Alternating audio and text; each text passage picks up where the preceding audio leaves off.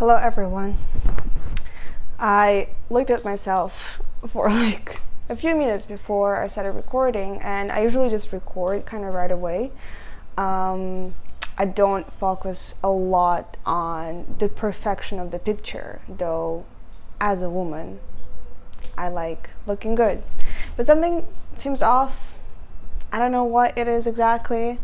My clips look like I'm a 5-year-old, but I love them. I also don't like my bangs, and I'm gonna get a haircut, I think this week or maybe next week.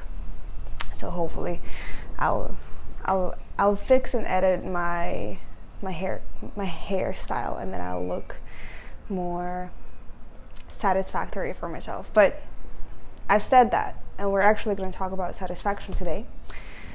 Self-satisfaction, like when you are feeling like you are good enough for yourself. And of course, once you're satisfied with yourself, you are more likely to do things in life from the space of peace and comfort rather than from the space of stress and need and worry. And obviously that is influencing your life. But I want to step back a little bit from me diving into this whole topic and just share with you that my recent therapy session, which was on Monday. So I'm in therapy for a few years, and I started therapy, well, actually more than a few years. I started therapy when I was 22, I want to say 22. I'm 25 right now, and I'm going to be 26 in July, which is fucking crazy. Crazy to like cross that bridge when you're closer to 30 and not closer to 20 anymore. But if you're watching this video and you're younger than me, life gets easier. Life definitely gets easier the older you get. But so in my recent therapy session, I didn't have a therapy session for 10 days. I was taking a break, and while I was taking a break and I was dwelling on the questions that my therapist asked me, I realized that I have like a voice in my head, or like a part of my personality that always analyzes everything. It's analyzing, it's criticizing, it's trying to make sure that everything is perfect or good or well, perfect or perfect is actually trying to understand whether everything is perfect in my life. And as a human being, I want to rest, right? And there's like physical rest and there is mental rest. And mental rest is usually just being in the present moment, enjoying, having fun. And this is something that's really difficult for me to do because I haven't had that in my childhood a lot. I've had moments of it, but it wasn't a lot. It wasn't enough, or it wasn't enough for me to memorize and understand that it's a part of life and it's important to rest. And all those benefits that come with rest are like, rest is needed and rest is there for a reason, and it's not an unproductive thing to do. And so that voice, or that part of me that's like criticizing everything and trying to analyze everything and trying to make sure everything is perfect, is the part that's really worried a lot of the times, and I wasn't able to calm it down. And in my therapy, I brought it up, and I was like, talking to my therapist, like, I've been actually feeling really restless, and even though I'm trying to rest, like, my mind doesn't listen to me.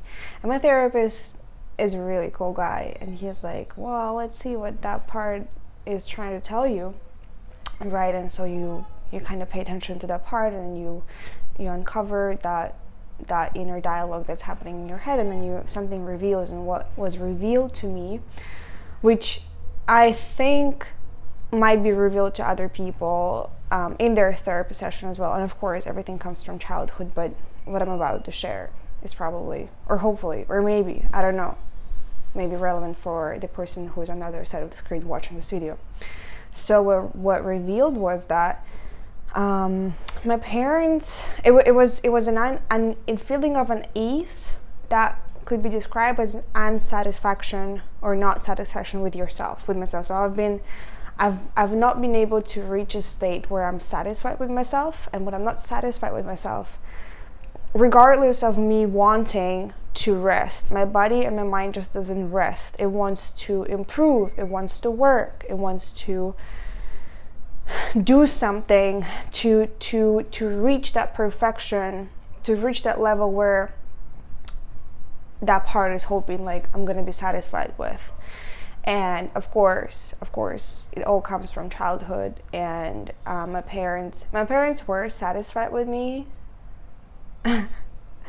They did not verbalize it and they did not express it. Well, they were actually not very satisfied with me until I was like 20, I think. Or they used to compare, and I don't know, it's coming from childhood. I'm not, honestly, this part, like, I'm not trying to say my parents were bad parents or like I'm blaming them for something. I'm just stating, like, sharing my story.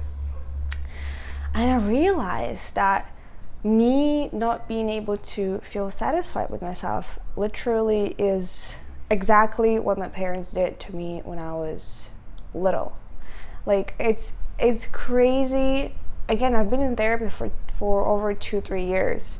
And you might seem like, oh, you probably discussed this, or you probably know by now that everything comes from childhood. Well, I thought I knew, but I didn't realize to what extent. Like, honestly, every single action we do, every single behavior, and almost every single inner conversation, inner dialogue we have is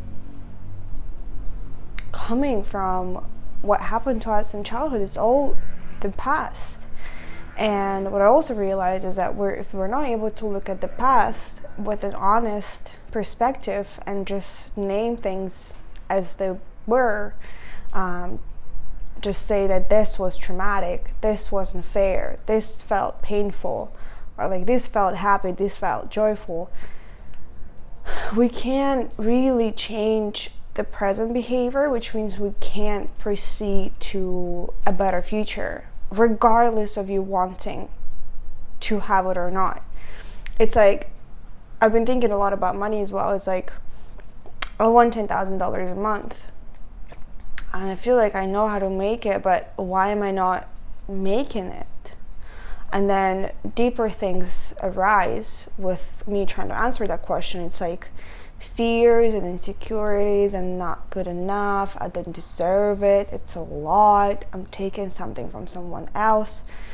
Those are all the subconscious beliefs that I know I need to work on them. I know I already am restructuring them very heavily. Like, if you were to ask me a few years ago, I would probably not even dreamed about $10K a month. I was like, that's a lot of money. Right now, I'm like, it's good. Let's aim for that. With an excitement, not with a fear as well. Because again, if you were to ask me a few years ago about a number, and if you were to name the number 10K, I'd be like, oh no, like, I'd be scared. Now I'm like more excited, and yeah, which is good.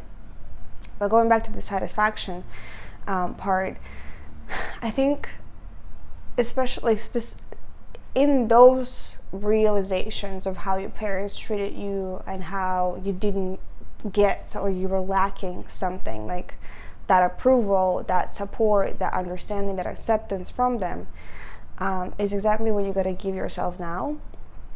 And so after the session, that voice that was very, very loud for like 10 days, that voice that was criticizing and rationalizing, analyzing everything, they're really quiet.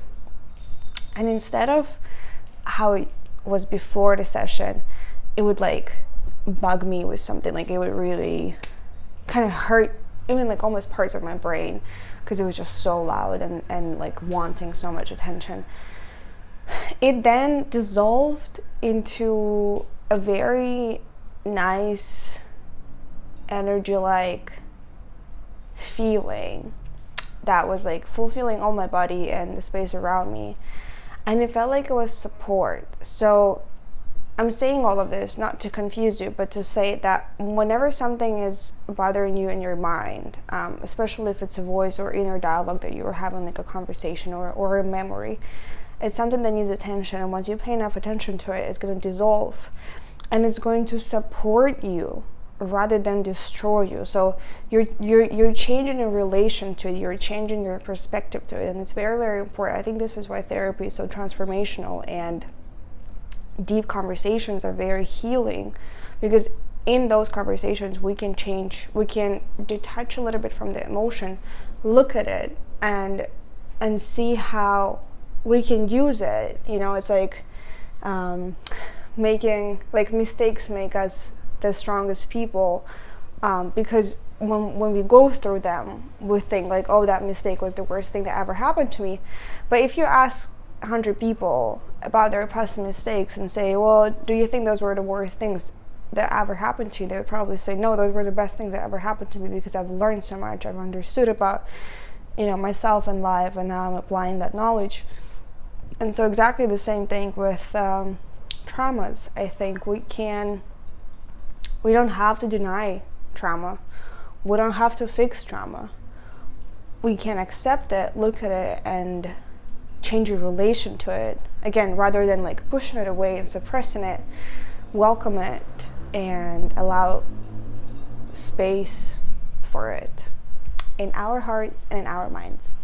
I'm gonna wrap up this video. I'm not gonna make it long. I hope you're having a good week, and I'm gonna do my eyebrows today. Very excited. My first time in forever. So I'm gonna post a picture on Instagram so you can watch and see. Bye.